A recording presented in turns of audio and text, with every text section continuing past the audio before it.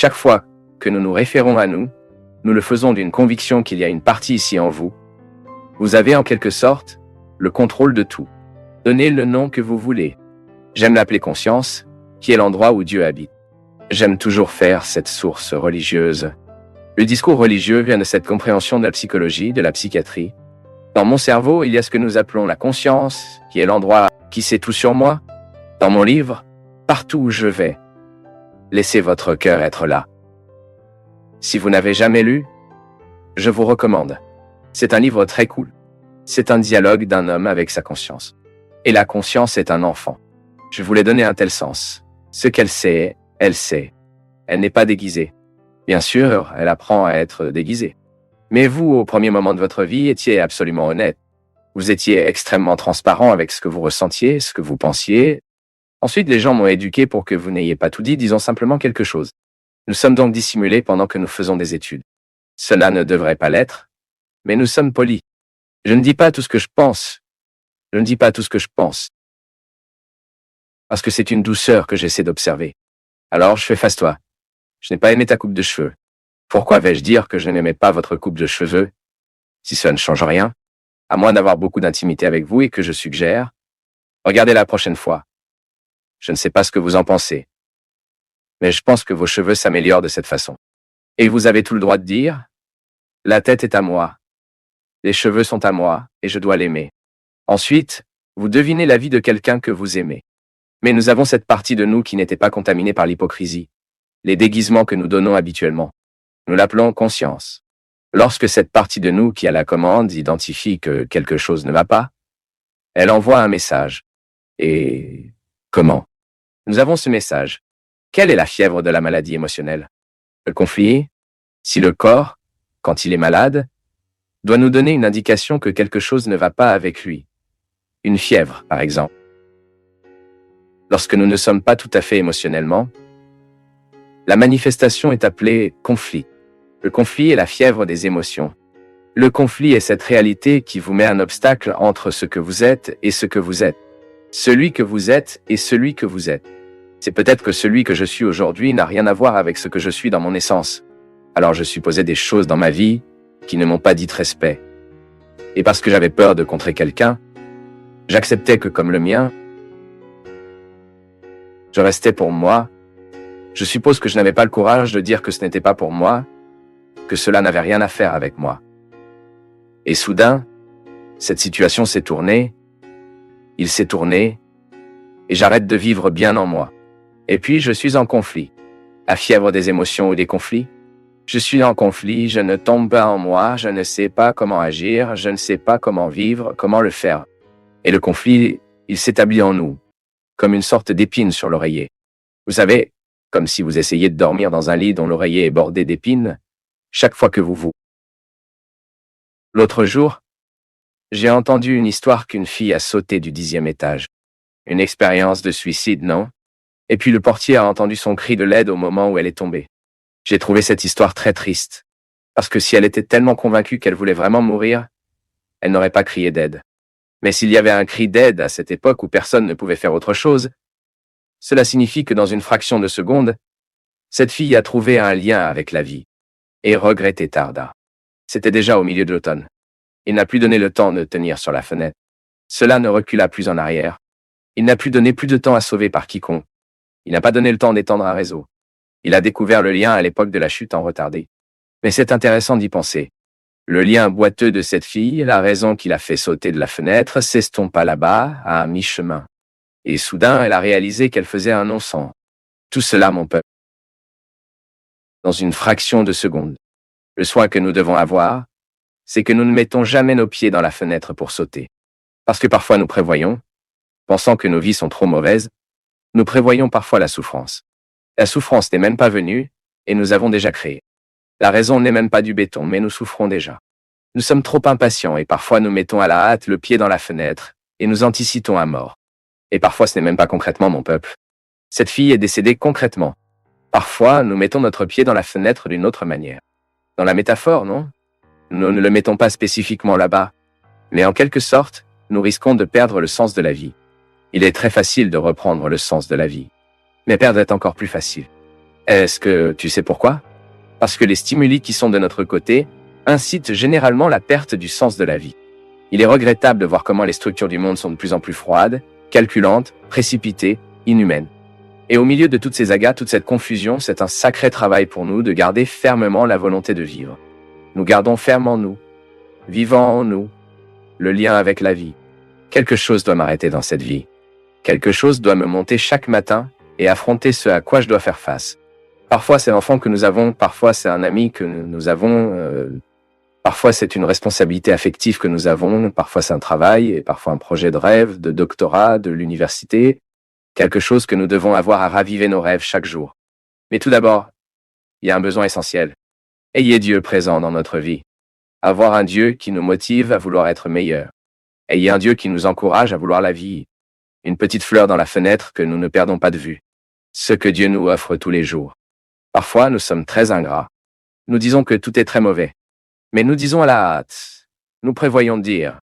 Y a-t-il tellement de bons qui se produisent aujourd'hui? Y a-t-il tellement de beaux florissants de notre côté?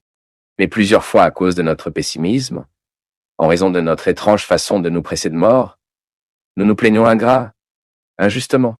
Ouvrez les portes de notre maison afin que de bonnes choses puissent entrer. Ouvrez les portes de votre esprit. Purifiez votre esprit. Arrêtez de faire attention aux problèmes. Commencez à construire des solutions. Aimez un peu plus, détestez moins, plaignez-vous moins, aidez plus. Recherchez plus de solutions au lieu d'en trouver autant tout. Nous savons que la dynamique de tourner la page et de démarrer un nouveau calendrier nous aide à rouvrir les espoirs et désirs, les volontés, non? Le livre de l'Ecclésiastique nous dit si sagement que pour chaque fois, pour chaque jour, sa souffrance, sa lutte. Il a un temps sous le ciel pour tout. Temps de plantation, temps de cuillère. C'est ainsi que nous utilisons le temps en notre faveur. Parce que si nous lui permettons de s'établir comme nous, en tant que force lourde qui nous tue lentement, nous perdons la grâce de la transformer en bénédiction. Et cette fois, la chronologie doit être utilisée comme un instrument de croissance. Je le passe pour lui. Je me rends compte que mes journées peuvent être différentes. Je suis celui que je reçois score une fois la grâce de rouvrir un moment dans mon histoire. Ensuite, vous pourriez dire, mais la vie reste la même. La vie est la même. Les combats sont les mêmes. Mais la métaphore du nouvel an nous donne un nouveau sens, une nouvelle vigueur, afin que nous puissions ouvrir les portes de notre maison, les fenêtres de nos cœurs. Et nous avons la volonté de commencer une nouvelle période. Qui a dit que vous étiez condamné à mourir comme vous êtes aujourd'hui? Non, je ne veux pas le penser. Parce que ce que nous pensons a un grand pouvoir sur nous. Nos affections sont gérées de nos pensées. C'est une dynamique tout le temps. Le cœur est une métaphore. Nos sentiments sont tous produits dans le cerveau, non? Mais nous établissons cette connexion intéressante. La tête et le cœur. Ce que je pense. Émouvant mes actions et me permettant de transformer ce dont je rêvais de la réalité. L'amour humain est comme ça. C'est une arme puissante qui peut construire comment elle peut détruire. C'est pourquoi dans les mariages, il y a des gens qui vivent des expériences merveilleuses à construire parce qu'ils se sont mariés et sont devenus des gens merveilleux. L'autre l'a fait grandir. L'autre l'a promu. L'autre lui a fait trouver ce qu'elle était la plus belle. Et ne savait pas. Mais nous savons également qu'il existe de nombreuses relations, de nombreux mariages, de nombreuses amitiés, qui sont des facteurs de transformation et de destruction pour ceux qui vivent. Pourquoi? Parce que l'amour n'est pas sérieusement interprété. L'autre vous utilisez la puissance que vous avez, car je ne sais pas s'il y a un plus grand pouvoir que cela. Je ne sais pas s'il y a une autorité plus déterminante que cela, l'autorité affective. L'autorité affective est quelque chose qui doit être administré très attentivement. Lorsque vous avez une autorité affective les uns des autres, c'est-à-dire que vous êtes importants les uns pour les autres, ce que vous dites a beaucoup de poids. Votre geste a beaucoup de poids. Votre opinion a beaucoup de valeur. Et Dieu merci pourquoi. Il y a une autorité affective que si nous faisons de l'exercice à juste titre au bon moment, nous pouvons transmettre l'autre pour de bon, la meilleure façon. C'est pourquoi l'enfant fera un point de vue d'obéir à ce que le père a proposé, s'il a vraiment une autorité affective sur son fils. Le grand problème souvent de nos familles est que nous avons perdu l'autorité affective. Un autre a commencé à faire de l'exercice. Comment maintenons-nous l'autorité affective? Aimer, il n'y a pas d'autre moyen. C'est comme nous aimons l'autre. C'est que l'autre pensera 2, 3 fois si cela nous trahit ou non. C'est comme nous réalisons que l'autre nous donne la vie, que nous penserons 2, 3 fois avant de l'offenser, avant de le blesser, ou avant de dire quelque chose que nous savons qui fera du mal à cette personne. Ce n'est pas facile, non, je sais. Mais cette autorité affective, elle nous sauve. Elle nous guide, elle avance. C'est vous d'entendre le bon mot de la bonne personne et au bon moment. Quiconque a une autorité affective sur l'autre doit savoir que cette règle a le temps de le dire, comme vous le dites. Parce que vous savez que ce que vous direz aura du poids. Plusieurs fois, les gens sont détruits parce que celui qui avait une autorité affective, utilisant des objectifs personnels et excuses, voulant profiter de l'autorité qu'il avait par rapport à l'autre, manipulé, a fait ce que je voulais. C'est très dangereux. Je le répète, ce n'est pas ce que Jésus est entré dans la vie des gens. Jésus est allé dans la vie des gens parce qu'il voulait les transformer en meilleures personnes. Et cela doit être notre posture dans le monde, en fait. Nous sommes chrétiens, nous vivons la même mystique. Si nous voulons entrer dans la vie de l'autre, nous devons être conscients. Je veux venir pour améliorer l'autre. Pour aggraver les choses, non. C'est la mystique du diable. Le diable qui aime ça. Le diable est ce qui fait un devoir de transformer les gens en pires personnes. Pas de mystique, c'est son mal. Ce n'est pas notre objectif. Et aujourd'hui, je suis sûr que Dieu veut entrer dans votre vie, veut exercer une autorité là-bas dans votre cœur avec seulement ce seul but. Faites de vous une meilleure personne, que vous découvrez un moyen intéressant de devenir plus léger, de jeter un peu des poids qui vous ont enchaîné. Et s'il y a une autorité affective exercée en vous, et si vous réalisez que cette autorité vous détruit, avoir le courage de mettre ces lettres sur la table et définisse le rôle de ces personnes. Parce que si vous ne prenez pas soin de vous, il est difficile pour les autres d'aider à prendre soin. Attention, vous devez aller de nous.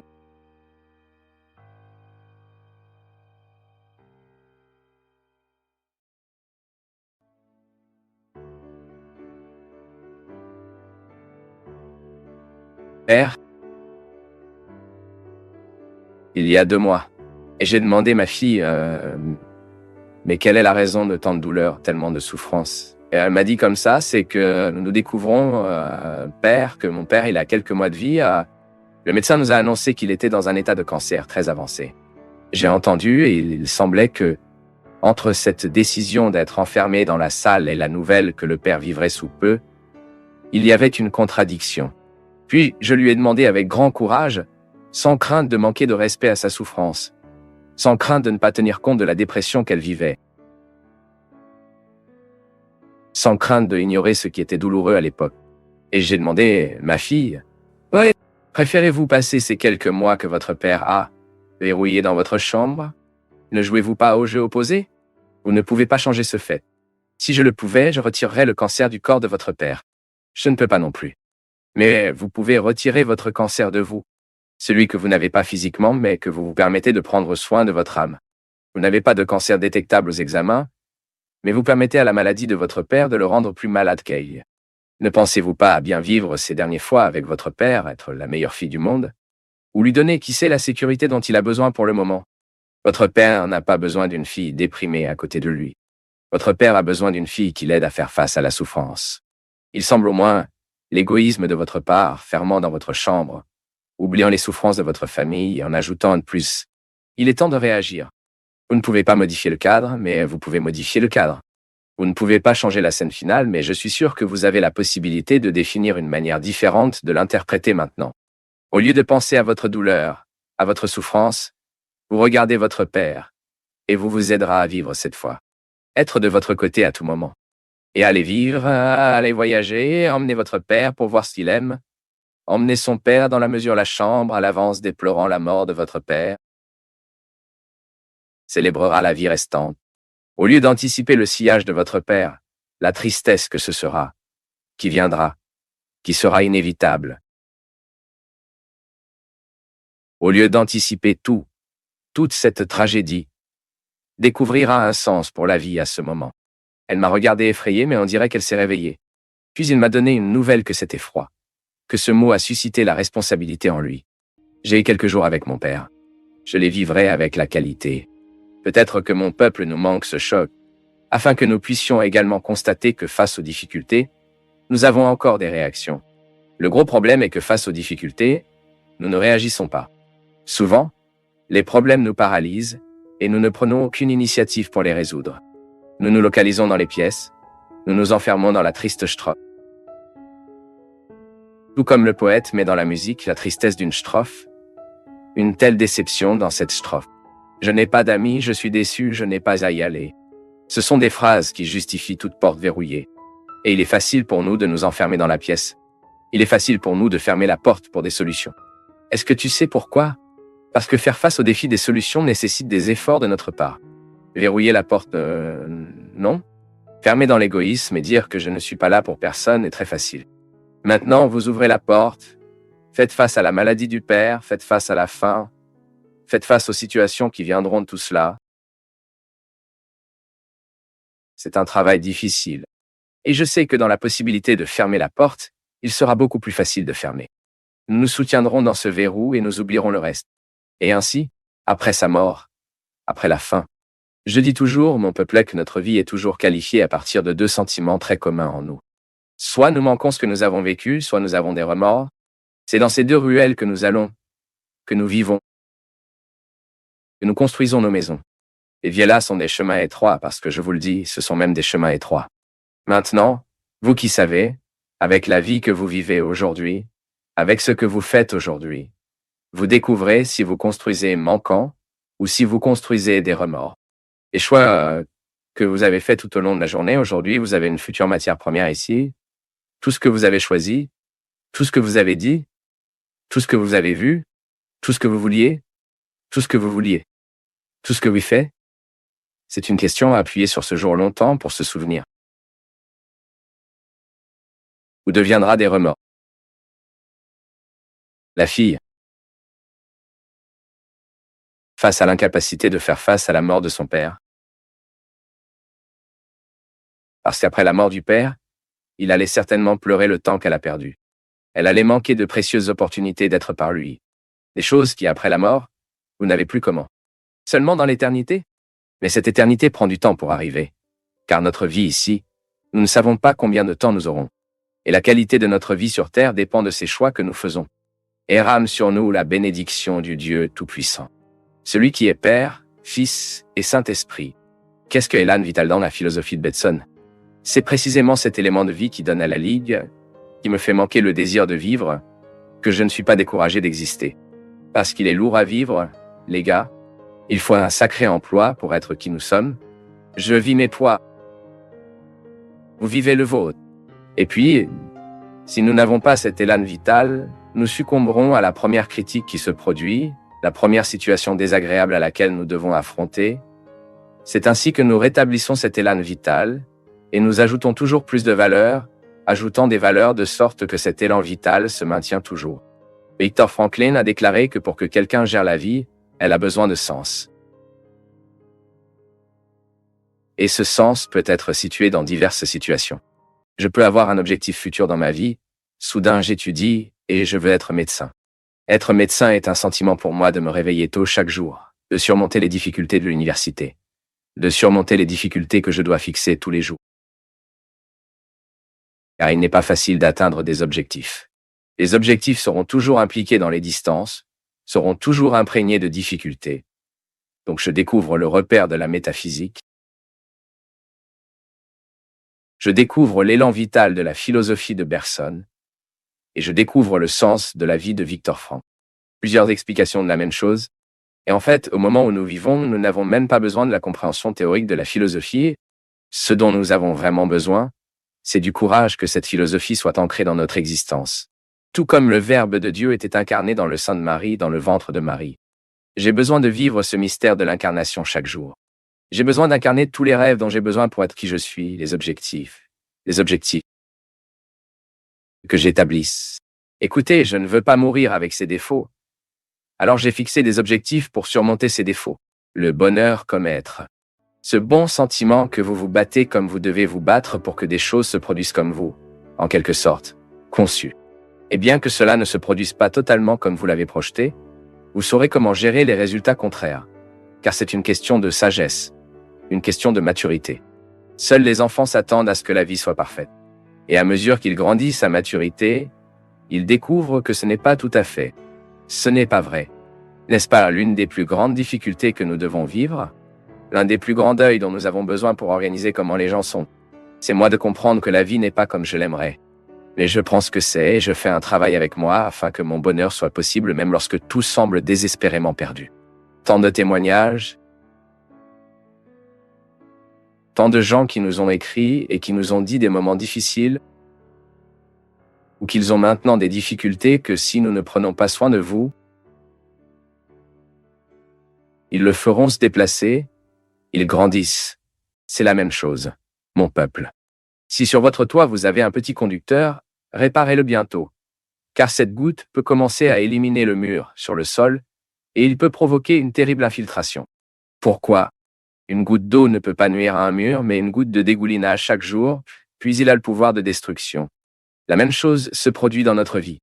De temps en temps, nous autoriserons les petites gouttes de ressentiment, la blessure, la haine, le maladiflage affectif. Il coule en nous, même dans nos relations. Si nous ne corrigeons pas chaque jour ce qui ne va pas entre nous, nous risquons alors plus de médicaments, car nous avons permis à la goutte d'être minée, d'imprégner et de nuire à la structure. Une maison devra être démolie si elle a été blessée dans sa structure. Si le mur est moche, vous entrez dans une maison. Parfois, tout est si sale, mais si la base, si la structure est bien soignée, pas de problème. La même chose est nous. Nous devons également le faire. Nous pourrions utiliser un terme de psychologie, pourquoi pas. Faire l'analyse et quoi? C'est vous de comprendre où vous dégouliez. Et qu'est-ce que tu dégouliant? Afin que vous puissiez avoir une action efficace qui a la possibilité de modifier, qui a la possibilité de transformer cela, vous dérange. Qu'est-ce qui se passe entre nous? La vie est très bonne pour nous de le perdre avec des fuites, non? Avec de mauvaises choses. Ce qui dérange le cœur aujourd'hui doit être résolu aujourd'hui. Est-ce que tu sais pourquoi? Parce que vous méritez bien dormir. Il est bon pour vous de vous allonger sur votre lit bientôt ou maintenant. Et vous dormez bien. Calme. Pourquoi? Parce que vous avez corrigé les fuites qui endommageaient votre paix, votre santé affective. Cette digestion émotionnelle que si nous ne faisons pas tous les jours, elle commence à faire très mal pour nous. Je vous souhaite, dans vos difficultés, avoir toujours le droit et la possibilité de retirer vos excès. Vous avez donc sous vos yeux votre vérité fondamentale. Pas d'exagération, juste vous. Et à partir de cela, vous rencontrez le chemin de la vie. Merci pour votre affection, pour votre attention, et que Dieu vous bénisse beaucoup. Que Dieu déverse sur votre cœur, sur votre maison, sur votre vie, la disposition qui a caractérisé le cœur de Notre-Dame, de sorte que, un exemple, nous pouvons aussi être un vrai chrétien, toujours conduisant Jésus sur les genoux, pour vous présenter à ceux qui ne le savent pas encore. Versez sur nous la bénédiction du Dieu Tout-Puissant, Père, Fils et Saint-Esprit.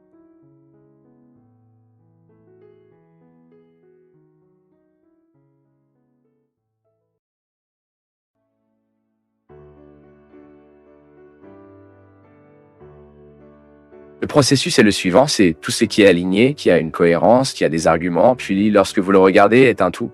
Ce n'est pas seulement un détail, non, c'est un tout. Le processus, il observera toutes les phases de ce qui est analysé. Et dans nos vies, mon peuple, si nous n'avons pas la sagesse nécessaire, nous vivrons la vie oubliant toujours que c'est procédural, ne voulant que le résultat de choses.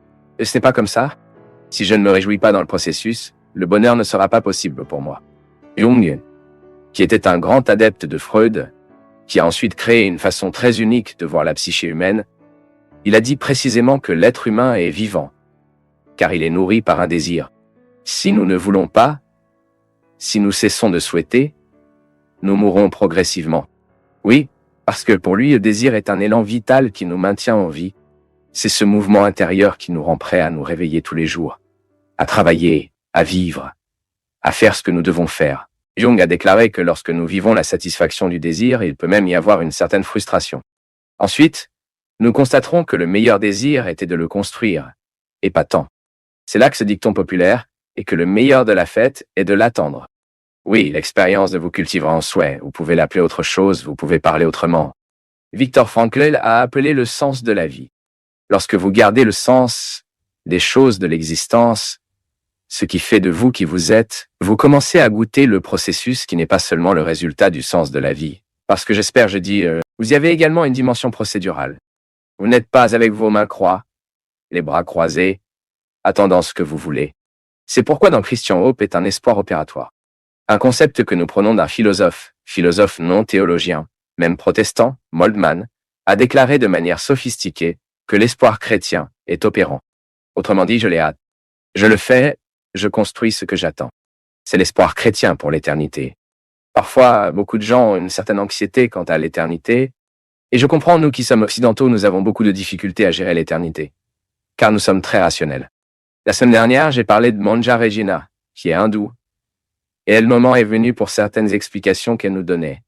Et j'ai réalisé qu'elle allait devenir un peu fade à une philosophie orientale loin sur la base d'une capacité d'entre eux n'ayant pas à demander rationnellement tout ce qu'ils vivent bien avec la question. Ils n'ont pas autant besoin de la réponse. Et parfois, la foi semble naïve. Mais nous, qui sommes occidentaux, avec ce besoin de tout rationaliser, nous regardons souvent l'éternité et voulons le comprendre. Et parfois, en tant que prêtre, je vis l'embarras de devoir en parler rationnellement, alors qu'en fait, l'éternité ne correspond pas à nos concepts rationnels. Alors la personne me demande, Père, comment ça se passe après notre mort? Je ne suis d'abord pas mort non plus, je ne sais pas. Je suis dans la même situation que toi. Puis ma foi, moi en tant que chrétien, je suis amené à croire que l'éternité sera ma rencontre définitive avec Dieu.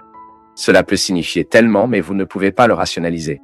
Parce que si j'essaie de rationaliser, il y a des gens qui ont besoin d'imaginer le ciel comme une ville, avec des rues, avec des maisons, où les meilleurs vivent, où vivent les pires. Il y a des gens qui ont besoin de penser le paradis comme si c'était une place égale ici. Oui, si je parle d'éternité, bien sûr, j'ai besoin d'oublier le temps et l'espace, qui sont des catégories humaines, terrestres, temps, que nous regardons l'horloge, l'espace, cet endroit, où est cette maison, où est l'autre maison, où se trouve cette ville. Vous prenez une carte et vous identifiez les villes, les pays. Eh bien, si je veux comprendre l'éternité des concepts rationnels et ce dont je peux parler rationnellement, j'aurai une même vision de l'éternité. C'est pourquoi Moltmann a déclaré que le concept d'espoir est la manière la plus juste et la plus honnête dont nous devons penser à l'éternité. De là, j'espère, mais ce que j'espère, je ne sais pas, sera une surprise. Mais tant que j'espère, je me prépare. Parce que l'espoir est opérant. D'accord, mais comment puis-je me préparer? Bien vivre. C'est bien que nous préparons l'éternité. Arrêtez de garder cette anxiété de vouloir savoir à quoi cela ressemblera après la mort. Occupy of life, c'est la seule façon de préparer la mort. C'est la façon la plus juste et la plus honnête dont vous devez regarder votre éternité. Ce que vous attendez, c'est bien vivre le moment présent. C'est pourquoi nous ne pouvons pas comprendre une religion qui nous fait du mépris du temps et de l'espace. Pendant longtemps, certaines spiritualités sont en vigueur qui ont appris aux gens à avoir du mépris pour le monde. Cela n'a aucun sens, mon peuple. Le monde auquel Jésus a mentionné, vous êtes dans le monde, mais vous n'êtes pas dans le monde. Cette expression de Jésus à ses apôtres n'était pas pour eux de mépris des choses dans le monde. Non, c'était pour eux de savoir que ce monde est éphémère. Cette maison est éphémère. Ce piano est éphémère. Ce matériel que nous utilisons pour faire en sorte que ce programme vous atteigne est un passager. Cette télévision que vous avez là-bas avant vous, où nous sommes entrés, où nous passons, est un passager. L'argent est éphémère. Le succès est éphémère. Ensuite, Jésus enseigne qu'il existe un moyen intéressant de gérer le temps et l'espace. C'est bon? Mais je ne m'accrocherai pas à ce que j'ai parce que tout ça se passe. C'est comme l'attachement aux gens. Je sais qu'il est très difficile de perdre quelqu'un, mais notre excès de souffrance en perte n'est pas précisément apprenant. Nous n'apprenons pas que les gens seront également éphémères dans nos vies. Nous pouvons même le savoir, mais nous n'avons pas appris. C'est égal à la musique, la leçon que nous connaissons par cœur. Nous ne pouvons que apprendre. Oui, il y a beaucoup de choses que nous connaissons par cœur, mais nous n'avons pas encore appris. Il se peut que si nous avions été éduqués dès notre plus jeune âge pour comprendre la mort comme un processus naturel dans nos vies, nous aurions moins de difficultés au moment où cela s'est produit à nos côtés. Mais parfois, le manque de spiritualité, l'absence de vie intérieure, nous fait trop attacher à la matière et aux gens. Donc ce sont nos difficultés, car nous sommes occidentaux. Nous sommes trop attachés au temps, à l'espace, et nous voulons comprendre l'éternité de la limite que nous avons. En tant que professeur de sciences, j'avais à dire tout ce que l'Église disait sur le paradis, l'enfer, le purgatoire, mais j'avais un défi supplémentaire qui ne permettait pas de laisser mes élèves reproduire ce que l'Église enseigne à ce sujet. Parce que parfois la catéchèse peut à nouveau être un renforcement de cet excès de matérialité. Donc, prêcher me vient, parlant du paradis, en parlant de l'éternité, et cela peut me suggérer, encore une fois, un renforcement que c'est matériel. Le ciel est matériel. Le ciel est situé. Le ciel est dans le temps et l'espace. Donc, Mon défi en tant que professeur était que nous savions comment parler la langue sans être piégés. J'ai l'occasion de faire face à plus de réalité, de m'occuper un peu plus de réalité. Aujourd'hui, Dieu nous demande également un verre d'eau. Établit avec nous une relation d'amitié pour nous aider à trouver un moyen cet après-midi que nous sommes partis. Il nous aide à regarder ce matin qui n'était pas très heureux. Je dis toujours que nous pouvons souffrir de deux vanités spirituelles, deux types. L'un est celui qui nous fait nous sentir beaucoup mieux que les autres et l'autre qui nous fait nous sentir bien pire que les autres. Parce que parfois nous sommes arrogants avec notre pauvreté. Intéressant cela, n'est-ce pas? Vous avez peut-être trouvé beaucoup de gens arrogants avec leur grandeur. Les gens qui sont arrogants, parce qu'ils se sentent bien, se sentent des gagnants, se sentent célèbres. Mais il est également dangereux pour nous de trouver, et nous ne savons pas toujours comment identifier que ce sont ceux qui sont arrogants, parce qu'ils se sentent trop petits. Car ils se sentent trop misérables. C'est au cœur d'une personne dès que Jésus doit entrer. Je me souviens comme si c'était aujourd'hui. Je n'étais même pas encore prêtre. Mon opportunité d'imaginer la scène, la Samaritaine qui reçoit Jésus là-bas au bord de ce puits, dans cette réalité de tant de déshabillage. Une chose qui m'a toujours touché dans cet évangile était précisément la simplicité que le Samaritain devait permettre, car elle devait avoir une âme. Le Samaritain étant une femme exclue de la société, car elle avait une vie d'erreur jusqu'à ce moment, il est possible qu'elle vive à travers sa vie un peu de cette deuxième vanité spirituelle. Pour se sentir pire que les autres par la vie qui a mal tourné, pour tout ce qu'elle avait fait qui a provoqué un fardeau très douloureux d'être pris cet après-midi, dans cette division de la journée. En fait, l'Évangile dit que c'est au milieu de la journée que Jésus a eu cette rencontre avec les Samaritains. L'Évangile parle comme ça, est donc venu dans une ville de Samarie nommée Sychar, près de la propriété que Jacob avait donnée à son fils Joseph. Et il y avait une source de Jacob. Jésus, fatigué du voyage, était assis à côté de la source. Il était vers midi. Une femme de Samarie est venue chercher de l'eau, et Jésus lui a dit, « Le Samaritain est surpris par un homme qui demande une faveur. » Ainsi a commencé cette réunion. Jésus ne lui fait pas de discours. Jésus n'utilise pas l'autorité religieuse qu'il avait, car il était une profonde connaissance des Écritures. Il demande une faveur, et demande une faveur à un être humain inhabituel. Le Juif ne pourrait jamais parler aux Samaritains. Les convictions religieuses du temps de Jésus étaient comme ça. Elles étaient strictes. Ils ont naturellement planté cette conviction dans le cœur que j'avais étant juif, le droit de mépriser l'autre qui était dans une classe que je considérais, que mon contexte religieux considérait comme défavorable. C'était une autre course. C'était impur. Cette femme était une femme impure. Ses disciples étaient allés en ville pour acheter quelque chose à manger. Et le Samaritain a dit à Jésus, « En fait, les Juifs ne se rapportent pas aux Samaritains. » Et Jésus a répondu, « S'il connaissait le don de Dieu et qu'il vous dit, « Donne-moi boire. »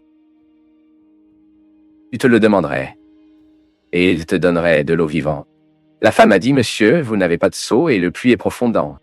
Où avez-vous cette eau vive? Êtes-vous plus grand que notre père Jacob, qui nous a bien donné ce bien, qui a bu, ainsi que ses enfants et ses animaux? » Jésus lui a répondu, « Tous ceux qui boivent de cette eau auront à nouveau soif. Mais ceux qui boivent dans l'eau que j'aurai n'auraient jamais soif, car l'eau que je donnerai deviendra une source d'eau jaillissant dans la vie éternelle. » La femme a alors dit à Jésus, « Seigneur, me donne cette eau pour que je n'ai plus soif, ni ne viendra ici pour prendre de l'eau, une eau qui a éteint les autres dimensions de la vie. » Que non seulement ce besoin physique que nous avons de l'eau dans notre corps, hydrater notre corps, afin qu'il puisse bien fonctionner, est intéressant car c'est comme si nous pouvions établir cette transition. Dans le programme la semaine dernière, nous avons parlé de la transition. Cette libération dont le peuple hébreu avait besoin pour faire de l'Égypte. Désolé, de quitter l'Égypte pour atteindre la terre promise. Comme si nous pouvions partager un ancien et un nouveau moment là-bas. Dans la vie de cette femme, c'était la même chose. Jésus tire.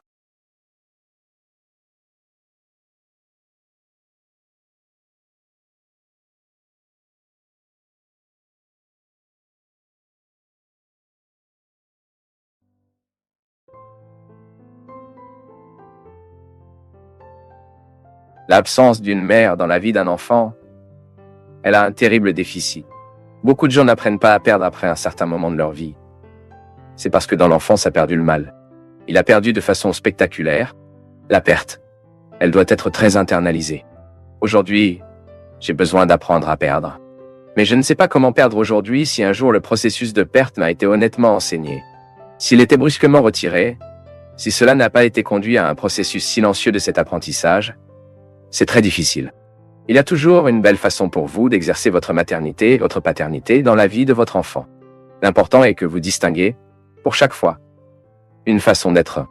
C'est pourquoi à d'autres moments, nous avons également dit que nous ne pouvons pas travailler avec un seul modèle de paternité ou de modèle de maternité uni. L'amour évolue. Tout d'abord, il est très prétentieux de vouloir comprendre tout ce que dit la Bible.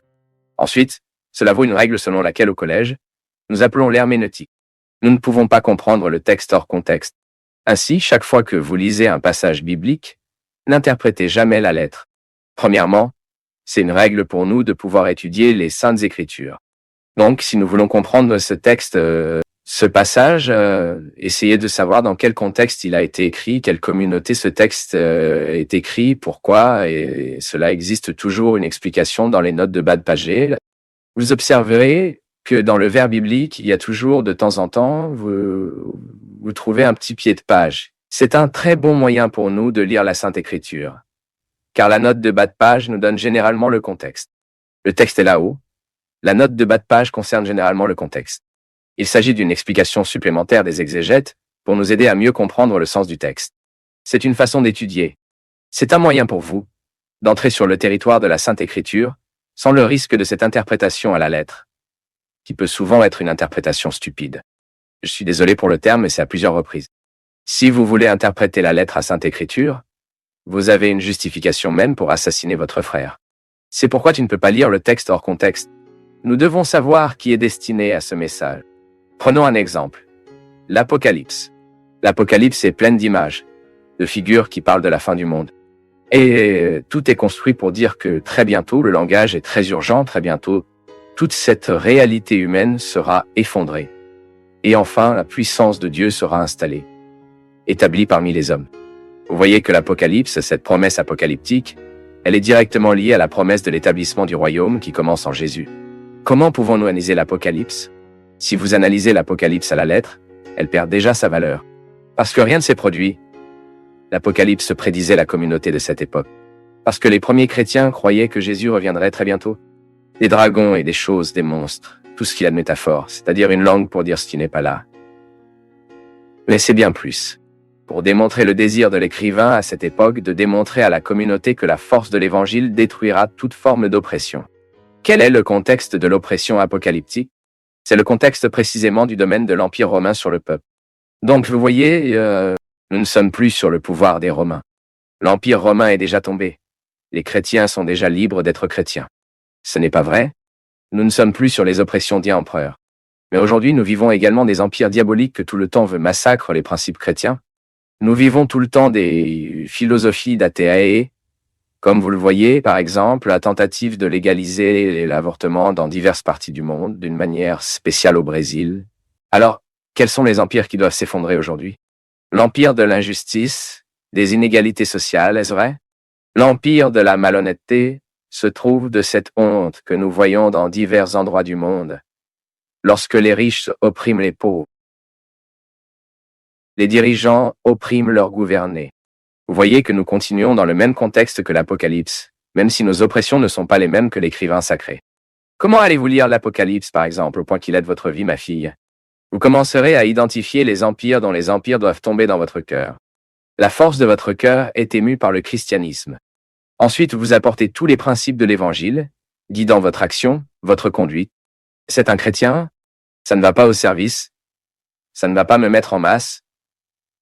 Ce n'est pas comme un chat du dimanche, car ce n'est pas une garantie de salut pour qui que ce soit. La garantie du salut est ce que Jésus a dit. Il y aura un moment où il ne sera pas à Jérusalem, ce ne sera pas sur cette colline, mais le véritable adorateur, c'est-à-dire le vrai disciple adorera en esprit et en vérité, c'est-à-dire où je suis. Là où je suis là, tout le royaume de Dieu sera légitimement représenté dans ma personne, dans mon humanité. Donc si je suis chrétien, je dois être naturellement une bonne personne. Je ne peux pas vouloir le mal des autres. Je ne peux pas comploter contre les autres. Je ne peux pas répandre le mensonge dans le monde. Je ne peux plus être un propagateur de l'infidélité et de la malhonnêteté. Non, parce que j'ai pris l'engagement d'être chrétien. Et je prends toute cette église de Jésus-Christ dans mon comportement. Je témoigne que je suis un adepte de Jésus. Chaque fois que je regarde méchamment quelqu'un, Je souhaite que le mal et même l'architecte de cette personne lui soit une méchanceté. Je légitime le pouvoir des empires que l'Apocalypse condamne dans ma vie et moi. Vous voyez que l'être humain est un territoire du sacré. Je suis tout le temps un représentant légitime du sacré, mais si je suis négligemment moi-même, je tourne le représentant légitime du diabolique. Ce n'est pas comme ça. Ainsi, au moment où vous, par exemple, lira la Sainte Écriture, vous devez constater que cette lecture a été écrite. Ce texte a été écrit pour parler à un peuple de temps, et qu'aujourd'hui il continue de vous parler d'une manière différente. Pourquoi? Le texte n'a pas changé, mais le contexte a été modifié. Le contexte à partir de ce moment où le texte est inséré, est un contexte différent de ce que vous êtes aujourd'hui. Mais cette parole de Dieu ne cesse de vous dire. C'est pourquoi elle est sacrée. Pourquoi est-elle sacrée? Parce qu'elle ne mourra pas. Il est sacré précisément parce qu'il est séparé de toujours communiquer. Même si notre contexte change, même si l'interprétation de ce texte est différente, elle continue de nous déplacer.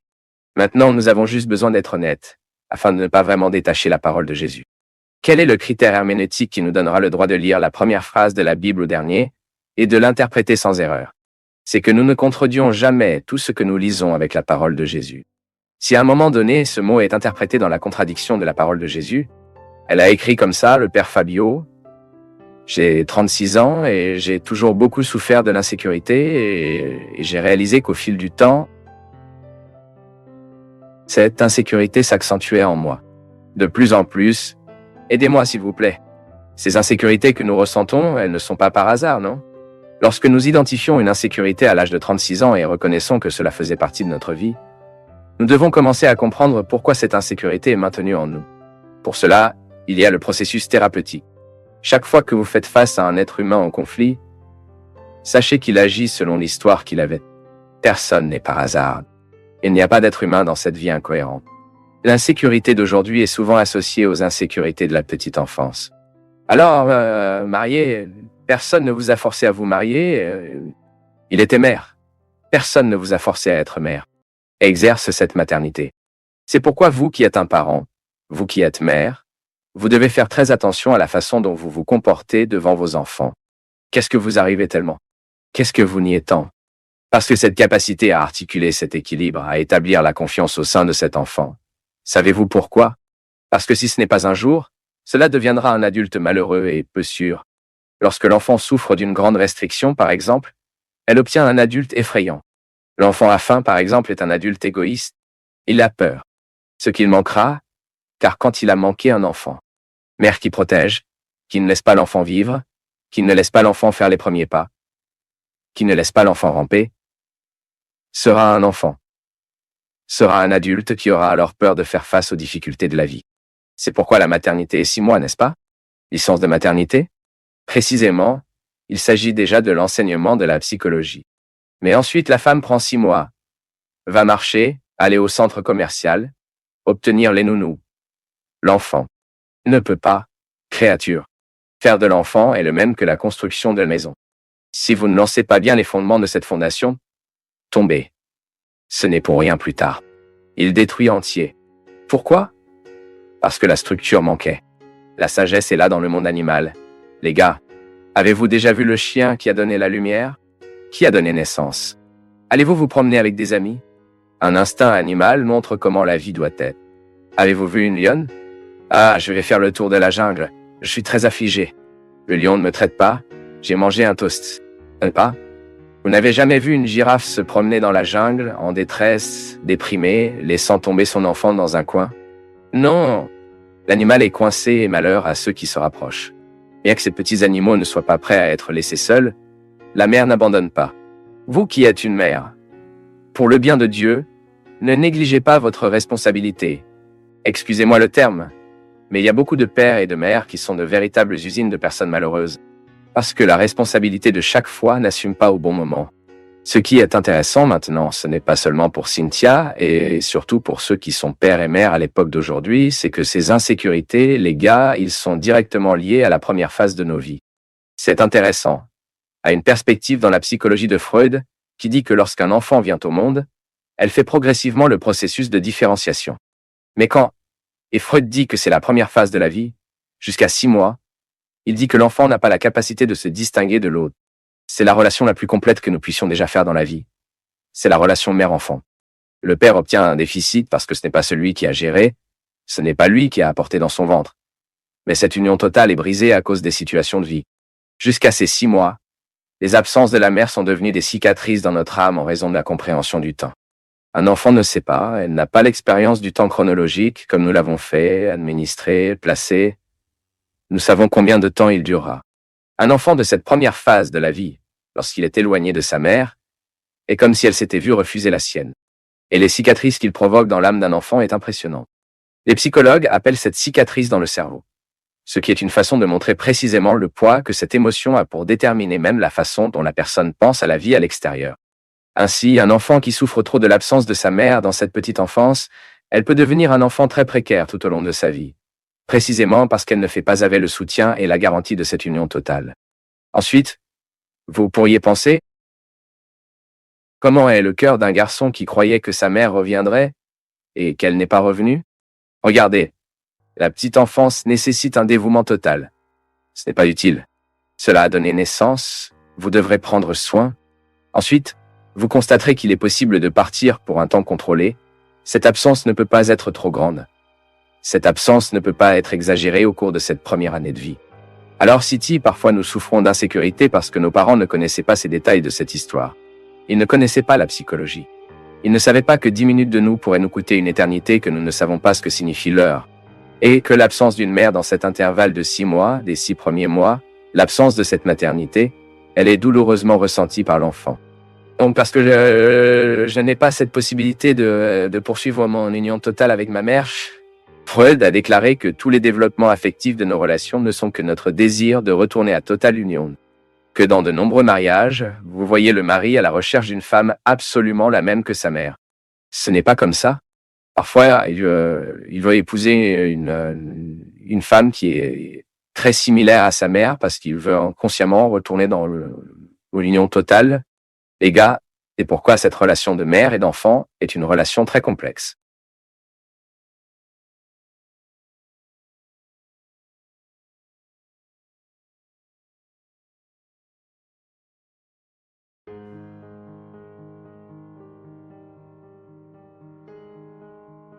Au nom de l'amour, nous kidnapper l'autre, mais à l'intérieur de la captivité environnante, c'est la façon.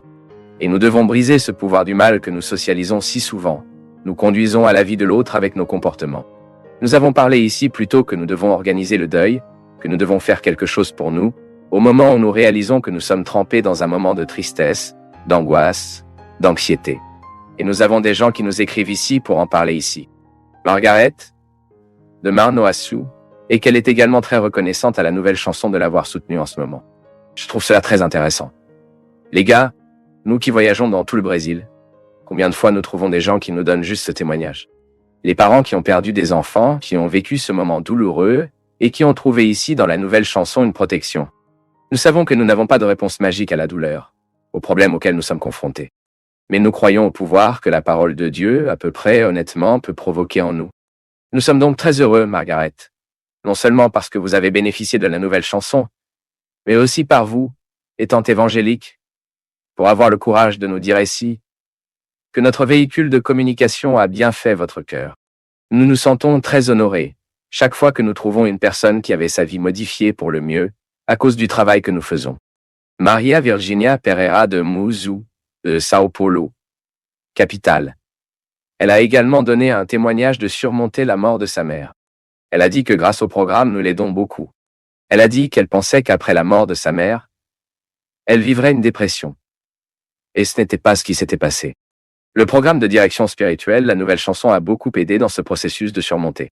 Bon, Maria Virginia, nous sommes très heureux que nous soyons un instrument de Dieu dans votre vie. Dieu nous aide à traverser les gens. J'aime toujours souligner cela. Divine Providence se manifeste dans nos vies à travers des réalités humaines. Pourquoi? Parce que Dieu ne peut pas être dans le monde rejeter ceux qui sont humains et qui sont conscients du pouvoir que nous apportons en nous. C'est la force du christianisme. Dieu agit quand et comment il le veut, mais il préfère agir à travers nous. De nombreux miracles cessent de se produire dans le monde parce que nous croisons nos bras, nous cessons de faire notre part. Oui, Maria Virginia, au moment où nous avons perdu quelqu'un, nous avons besoin de plus d'amis à nos côtés. Nous avons besoin d'armes qui nous soutiennent. Nous avons besoin de regards qui nous regardent, pour nous regarder, pour nous encourager. Nous avons besoin de gens qui nous disent le bon mot. Et c'est ainsi que nous croyons. Nous tous ici, lors de la nouvelle chanson que nous portons quotidiennement dans nos cœurs et avec une grande joie, voyez-vous, ce n'est pas une responsabilité qui nous attole, ni nous effraie. Il nous encourage et nous blâme quotidiennement afin que nous ne soyons pas à l'écart. C'est très bien lorsque nous savons que nous participons au processus de surmonter une personne. Ilana Souza nous est très reconnaissante parce qu'elle a dit que, grâce à la direction spirituelle du programme, elle a senti que son cœur était réconforté au moment du deuil. Et elle est devenue un adepte de cela. Silvana Aparecida de Santa Maria, Rio Grande do Sul. Notre étreinte aux habitants de Santa Maria, très spécialement aux parents de ces jeunes et adolescents qui ont perdu la vie dans ce terrible accident.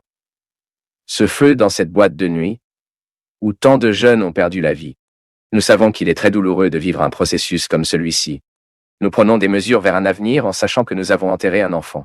C'est une douleur qui n'a pas de nom. Et nous croyons qu'à Santa Maria, ce processus a été extrêmement douloureux. Et cela a été très douloureux pour de nombreux parents.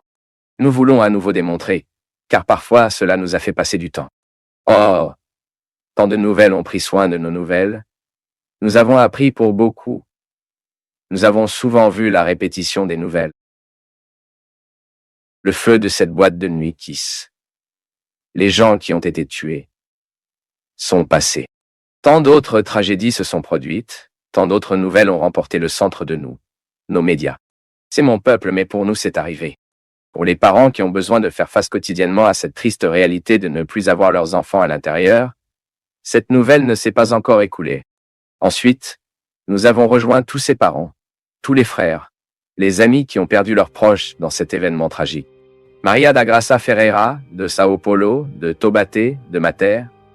Mon cher Taubaté, dit-elle, Père, de ce que le Seigneur a dit dans le programme de direction spirituelle sur la suppression de tout ce qui ne nous profite pas, et qu'il apporte uniquement l'indifférence, la froideur et le retrait. J'ai commencé à être une meilleure personne. J'ai commencé à être plus heureux, assister au gymnase, à l'église, en visitant les malades, aidant dans mon église, essayant de suivre les pas de Jésus, qui sont les voies de la foi, de la vérité et de la vie. Merci, Père, d'être une lumière dans ma vie. Toutes les pièces, j'espère un mot de foi. L'amour, la vie, la joie. Ce que le Seigneur nous a apporté tous. Soyez toujours un prêtre du peuple. Merci beaucoup, Maria da Gracia. C'est à nous, comme je l'ai dit ici plus tôt, c'est notre satisfaction de savoir que nous avons participé efficacement. Que Dieu pourrait compter sur nous pour agir dans la vie de son peuple. C'est la véritable incarnation du christianisme en nous. Si en Marie, le Verbe est incarné, et que le Verbe est Jésus et qu'avec son titre pour être notre Sauveur, nous l'appelons Jésus-Christ, qui est le Sauveur de nos vies, et qu'après sa mort et sa résurrection, il continue dans le monde en nous mettant à cette occasion. Très heureux d'être les représentants légitimes de sa présence. Le chrétien qui prend son christianisme incarne au sérieux l'occasion d'être à nouveau Jésus, à offrir à l'autre de plus en plus de la conscience que nous avons à offrir à l'autre, une conscience chrétienne, une manière chrétienne, une parole chrétienne. Parce que c'est ce dont le monde a besoin. Il a besoin de connaître Jésus par nos attitudes. Nous qui disons les chrétiens nous-mêmes, devons être conscients que l'athéisme est généré lorsque nous négligeons l'occasion d'offrir au monde le Christ qui nous aime. C'est très intéressant car lorsque nous osons parler avec sincérité d'une réalité humaine, je ne parle pas de ce que je ne vis pas. J'ai besoin de combattre ma paresse quotidiennement. J'ai besoin de lutter contre tous les obstacles qui me poussent à vivre ma volonté, pour atteindre le cœur de ma volonté. Parce que mon désir aura le pouvoir de renforcer mon combat dans mes objectifs. Alors, ce sentiment que vous avez dont je parle de votre vie, quelle merveille est-ce? Parce que c'est aussi ma vie. Christian est-il différent pour vous? Ce n'est pas... Je continue de penser, je vous ai dit qu'une fois, non? Je te vois jouer si beau. Au fait, Christian est l'un des meilleurs pianistes que j'ai jamais trouvé de ma vie. Ce n'est pas seulement un pianiste, c'est arrangeur. C'est un homme très qualifié d'un point de vue musical, en plus de l'humain. Mais avez-vous étudié depuis vous? Depuis 7 ans. Parfois nous voyons le garçon jouer comme ça aujourd'hui, pense que ça s'est passé du jour au lendemain. Non, ce n'est pas le cas. C'est une lutte quotidienne. Et certainement vous avez également dû faire face à votre paresse. Régresse. Si vous cessez d'investir aujourd'hui, si vous pensez que vous êtes prêt pour la musique, vous commencez à diminuer, non? L'opportunité que nous avons chaque fois que nous avons le courage de déplacer la poubelle de notre existence, Cela peut aussi être une expérience sacrée, car c'est là que vous allez recycler bien. Cette poupe mauvais moment, qu'est-ce que cela peut m'aider aujourd'hui? Et puis nous renforçons lentement ce testament.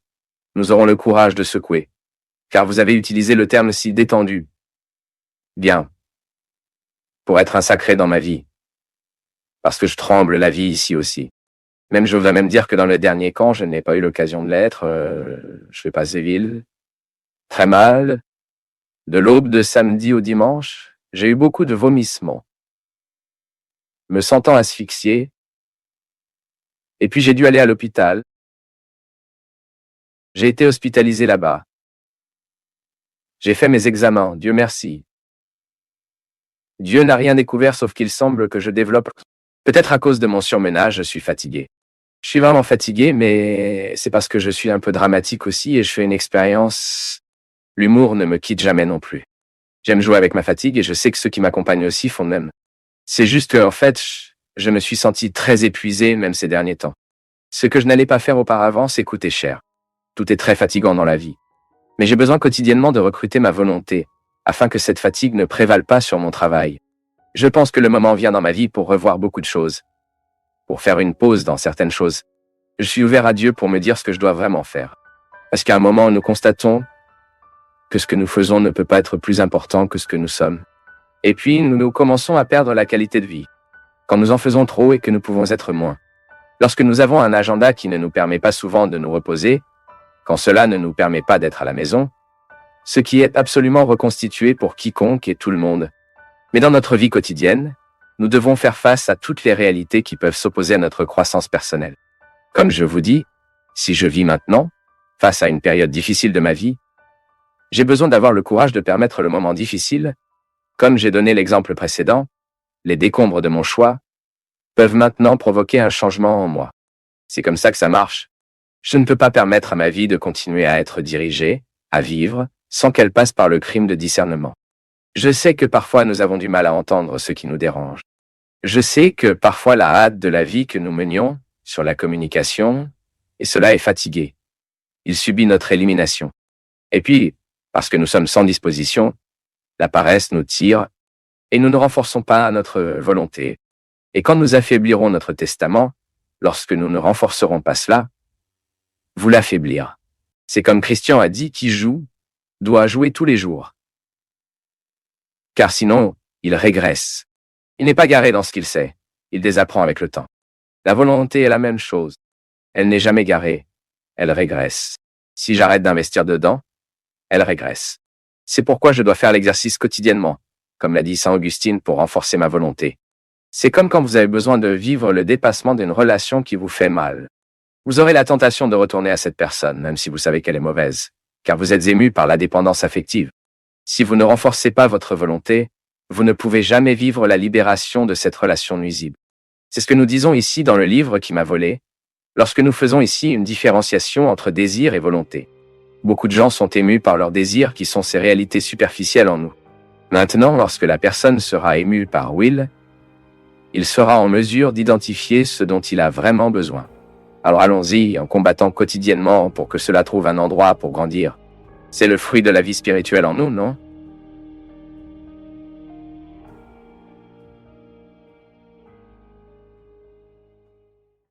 Je tiens à te féliciter. Tu es allé jusqu'au bout d'une vidéo dense et sans raccourci. Cela demande de l'attention, de l'ouverture et du courage. Laisse en commentaire ta ville ou une phrase qui t'a touché. Et si tu penses que ce contenu peut aider quelqu'un, partage-le avec cette personne. Merci, une grande accolade et à bientôt.